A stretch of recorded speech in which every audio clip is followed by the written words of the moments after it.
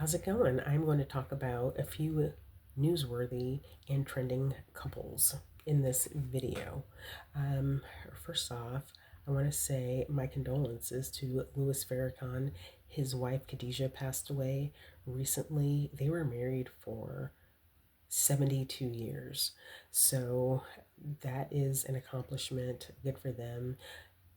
There is a video that is on the internet of Farrakhan speaking at his wife's funeral, and it was absolutely lovely. Very, very lovely, very touching. So, my condolences to Louis Farrakhan and his family. His wife was fantastic looking. I saw a video of her on the internet. She was a lady, an elderly lady in a wheelchair. She had her makeup done, and as a lot of people like to say, the face card, um, still good. She looked amazing. If you just saw her face, you would have thought she was 30 years younger than what she is. So that right there is a testament to uh, good, clean living. It's obvious that that's what it was because she didn't look like she had plastic surgery or anything. She just looked really healthy and really beautiful. So there is a testament to her and her husband's life, and the husband looked very good as well. Um, and he's probably the same age, I imagine, like in his 90s, and I feel like he's just now starting to show like age. Um, and he just now looks different now than he did like the last time I saw him, whenever that was. I don't really keep up with the Farrakhan's like that, but like I said, they're newsworthy right now. Um, and again, I just want to mention I'm just talking about them just because of this event of Khadijah Farrakhan passing. I am not Nation of Islam. That is not my belief system. I do not follow Islam. I follow Jesus Christ. Moving on, I have on my Kansas City Chiefs shirt in honor of our tight end Travis Kelce getting married over the weekend. So, congratulations to him and Taylor Swift. They got married at Madison Square Garden. Um, and that's pretty flashy, pretty extra. I think it's kind of cool.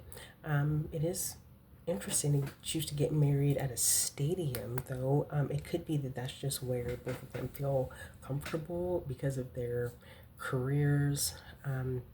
Because I was just thinking, some of the biggest churches in the world are in New York City. Um, there is a church called, I think it's called St. John the Divine in New York City. It's one of the biggest churches in the world. And I was just like, I, I wonder why they didn't get married there. Um, because it's probably a very, very big space. Probably not as big as Madison Square Garden, but I think they had like 1,000 people there. So, yeah, there's that. But I guess you also need to consider like reception space and stuff like that. But it is just kind of interesting to get married at Madison Square Garden. And I do wonder if they have, like, what's there now? Like, is the NBA court still there? Like, what? I'm sure eventually we'll see uh, pictures or video. I wouldn't be surprised if they make a documentary and sell it at movie theaters or make it pay-per-view or something. But I do wonder how you decorate that for a wedding. Oh gosh, it's not the first time a wedding's been there. Years ago, there was a mass wedding there by the Moonies, if you've ever heard of those people. So yeah, it wouldn't be the first time anyone's gotten married at Madison Square Garden. So yeah, they had it in a stadium. They didn't have it at a church, even though I almost think that's the norm now. I think that a lot of people don't get married in churches anymore. They get married at various venues. And that's really why I think these weddings are so darn expensive. I mean, they're like, people talk about the average one is like $30,000. And I think that that's because of the event space that a lot of people choose. But yeah, there's that. And Harrison Butker wasn't there, oddly enough. Chris Jones was there. Patrick Mahomes was there. Kareem Hunt was there. I don't know what other Chiefs were there. The Hunt family was there. Andy Reid was there. Um, that's what I know about from the Chiefs. I just think it's interesting that Harrison Butker wasn't there. But anyway, moving on. There is a Russian couple that got engaged at the very top of the Empire State Building. They climbed the antenna and went up there and got engaged. The woman has parents who were in the circus. She followed in the family business. She obviously found herself a man who has the same skill set, and they do stuff like climbing very, very tall buildings all over the world. So they as a couple are like Spider-Man, and they got engaged on top of the Empire State Building. Now I really question this because I'm just like, man, it's the Empire State Building. The news said that they slept overnight and in like a secured area. And I'm just like, is there not a security walkthrough? Is there, are there alarms? Is there some sort of like motion sensor that would go off and like notify security or the police or something that there was someone in a secured area? Which makes me think that they probably have some sort of inside information, or the Empire State Building just kind of orchestrated this themselves. That's really what I tend to believe. I follow the Empire State Building on social media. I think it's cute. I went to visit there a couple of years ago because I was inspired by their social media page. So I got a couple of friends of mine to go with me. So yeah, there's that. Nonetheless, congratulations to the lovely couple. Now, this one here is a doozy. There's a woman who's making the rounds on social media. She is an American woman who plans on moving to Afghanistan with her husband. They met on Snapchat. To me, meeting on Snapchat is a bigger red flag than the man being from Afghanistan. But again, I kind of question this as well. Social media is not organic anymore. I think that it's mostly payola. We live in the propaganda age, like the 80s, 90s, maybe into the early 2000s. That was called the information age. Now I think that we're just kind of in the propaganda age. And I do think that this whole woman moving to Afghanistan, I think that this is propaganda, a little bit indirect propaganda. I'm not going to say what I think that it is propaganda for or what, but I just really find this to be very questionable. Because why would that even trend? I do not use TikTok. That's not my cup of tea. And I've just noticed that there are a lot of people on YouTube who talk about stuff that's on like podcasts and stuff that's on like TikTok, and it gets talked about and chatted up a lot. And it's things that a lot of people would never hear about because, one, I'm not on TikTok. Two, even if I was, I really would not take much interest in a woman moving to Afghanistan to be with her husband. I listen and I quietly judge, but ultimately it's her life. She'll do what she wants. And typically, if someone's in a relationship with a person who maybe you kind of question a little bit, typically they do. And I've dealt with this myself in my own life. They just kind of dig in their heels a little bit more, and they just do whatever they want, and then everybody else is just a hater. So and whatever. Good luck to her. It's just simply not a choice that I would make. I would not want to move to a country where a law was passed where women could not have windows because the Taliban doesn't want women being all nosy and thinks that women need to be busy in the house instead of looking out the window or trying to escape or something.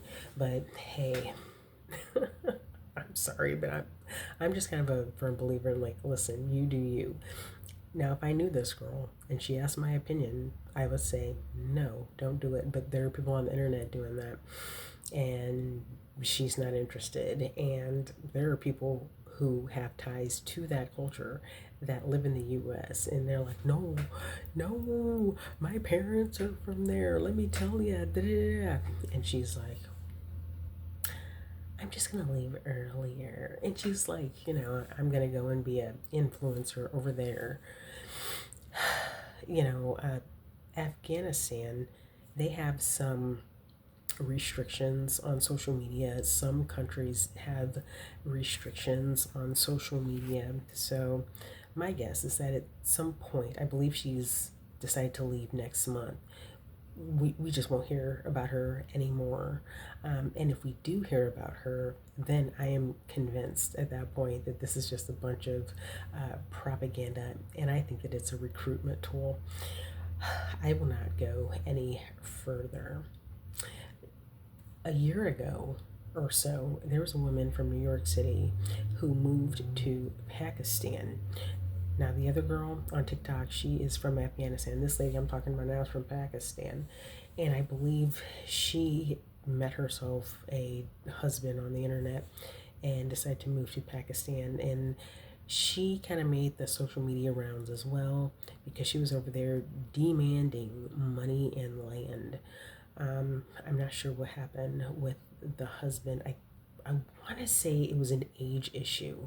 Like somebody wasn't the age that the other one thought that they were, something like that.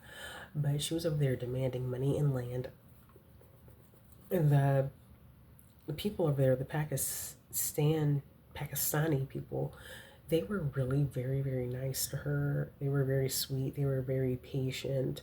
Um, I'm not sure whatever happened, but I was impressed. Um, and it kind of gave me a good impression of Pakistan because I was like, man, they are really being nice to this crazy lady that flew all the way over there to yell at them like she was on their news, just like yelling at reporters. And I think she got an audience with like some officials or something, but I don't know what happened. Once it stopped trending, I did not follow up on it, but I hope that she's doing well. So anyway, my condolences to Louis Farrakhan. Congratulations to Travis and Taylor and the Russian couple that got engaged on top of the Empire State Building. And hey, good luck to the girl who wants to go to Afghanistan. I mean, I guess this is how I will look at it. Uh, if you're wanting to be positive, I'm sure there's a lot of people in Pakistan who are perfectly happy and perfectly satisfied with their life. So maybe she will be happy. I have a hard time imagining it. And the thing that's interesting about this lady is that she's a truck driver. So we're not exactly dealing with a trad wife here. I mean, I don't think I would cut the mustard as a truck driver. I also would not cut the mustard as a housewife in Afghanistan either. So, yeah, there's all of that. So, that's all I want to talk about. Oh, let me just throw this on to the end here. Megan Clay. Clay supposedly talked to the Daily Mail, which is not a good, reliable source, but I'm going to talk about them anyway. They said that Clay said that he didn't like Megan because Megan is ghetto. Well, I mean, she's a rapper that raps about being, you know, kind of out there and kind of sexy. So, like, that's her whole persona. Like, why is he acting like he didn't know that? Like, I don't know. I'm just kind of confused by that. But he said, according to the Daily Mail, they didn't like Megan because Megan is ghetto, and he is attracted to a different type, and that type is not Megan. That type was described. I'm not going to describe it here, but it's not Megan. And I mean, Clay is a very, very successful man, has a very successful, glamorous career. Last I heard, I mean, last season he played for the Dallas Mavericks. And if he wanted a woman who uh, was maybe a little bit more reserved, had a different like look about her, it's just kind of like, really, dude, you can't find that in Dallas. You can't just go to some, I don't know, mega church or whatever and just like meet what he's talking about, because it sounds like what he's wanting, if we believe the Daily Mail, which I'm just here talking for the heck of it, wouldn't be that hard to meet. Just use eHarmony or something. I mean, just, I don't know. Clay's not bad looking. He's very tall. He's very successful. Had he stayed quiet, I would have given him the benefit of the doubt and said that he was a nice person. Clay is not the type of person that anyone pays that much attention to. At least I don't. So I'm just gonna go ahead. I would have given him the benefit of the doubt and just said he's a nice person, even though I don't know. But if he really did say what he said to the Daily Mail, he made himself look like a douche. He was kind of coming out ahead after that breakup with Megan, but you know, then he started talking and kind of proved himself to be sort of a douche, if that's true. So anyway, I'm gonna go ahead and end this here. Thanks for watching. Bye.